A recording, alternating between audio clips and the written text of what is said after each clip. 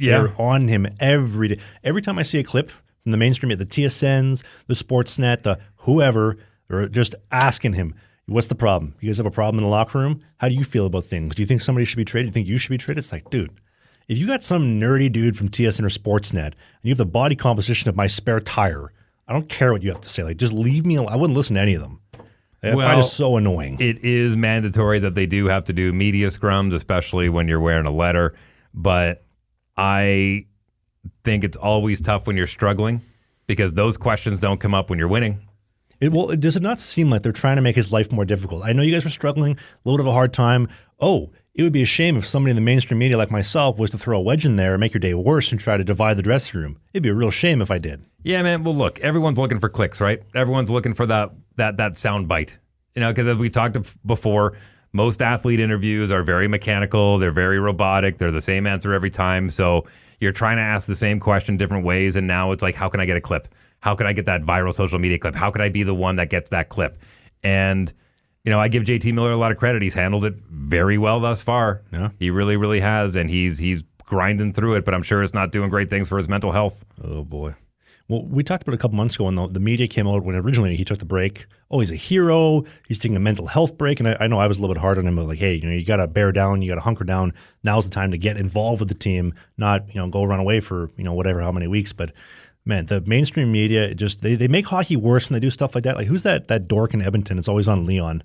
Like, Leon, why are you in a pissy mood today? What's his name? Yeah, I don't know. I don't know his name. He's probably overweight, and he's probably got a him in his bio. Nobody cares.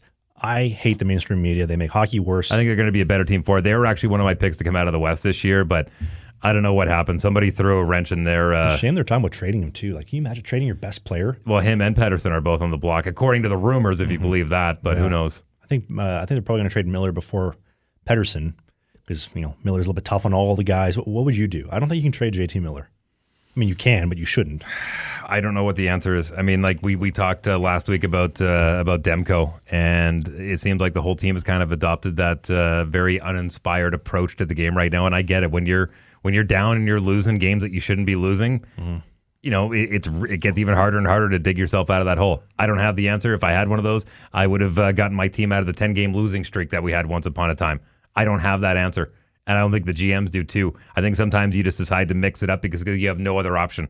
Yeah. You know what I mean? Kind of flat first period, flat entire game when we saw them against the Jets, a week ago? Yeah. Uninspired, but hopefully they can get it together. I love those flying skate jerseys. Those black jerseys are beautiful. I didn't like them in the 90s, but I like them now. Why?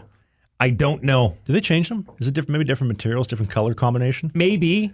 The jerseys have always evolved, obviously. Mm-hmm. I don't know. There was just something, I think it was missing a color. Just the red and the yellow on the black. It looks better now. I'm pretty sure they widened the logo. They crisped up the logo a little bit. I know you're not a big fan of the matted helmets.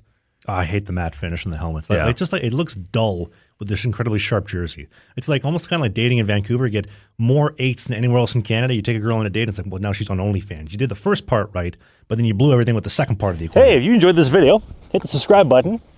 We do a new podcast every single Sunday during the season called Sling the Biscuit. It is a non-mainstream hockey podcast, so we talk about my hockey career, the minor pros, Spain, the Fed, you name it, all the stuff that you won't hear in the mainstream news. Music, Pop culture.